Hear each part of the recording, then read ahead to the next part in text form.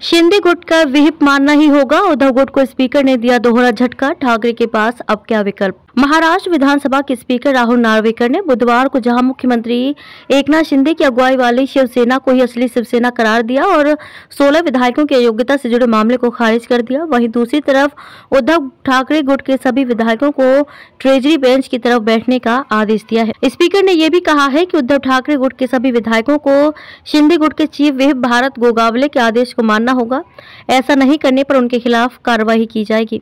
इसका मतलब ये हुआ कि विधानसभा में मतदान जैसे प्रमुख मुद्दों पर उद्धव गुट के सभी 16 विधायकों को गोगावले के व्हिप का पालन करना होगा, नहीं तो उनकी सदस्यता पर तलवार लटक सकती है। इसके अलावा यूबीटी समूह के विधायकों को विपक्ष में होने के बावजूद सीएम के नेतृत्व वाली शिवसेना के साथ सत्ता पक्ष में बैठना होगा।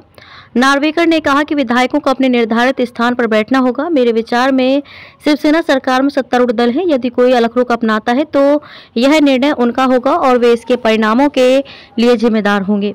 स्पीकर ने यह भी कहा कि एक पार्टी सदन में 2 व्हिप जारी नहीं कर सकती। वैसे तो स्पीकर से अयोग्यता के मामले में ऐसे फैसले की संभावना जताई जा रही थी, लेकिन उद्धव ठाकरे गुट के विधायकों को शिंदे गुट का व्हिप मानने और ट्रेजरी बेंच की तरफ बैठने का आदेश यूबीटी के लिए बड़ा झटका है। ऐसे में सवाल उठने लगे हैं कि उद्धव ठाकरे अब आगे क्या करेंगे। उद्धव के पास क्या विकल्प।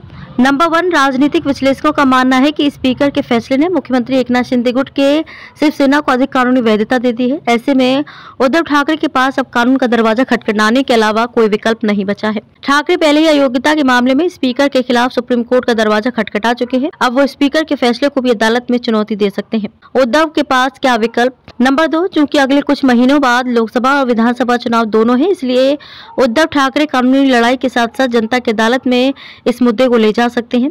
उनके पिता बाला साहेब ठाकरे द्वारा बनाई गई पार्टी पर दूसरे गुट का कब्जा हो जाने से मराठी मानुस का सहानुभूति उन्हें मिल सकती है।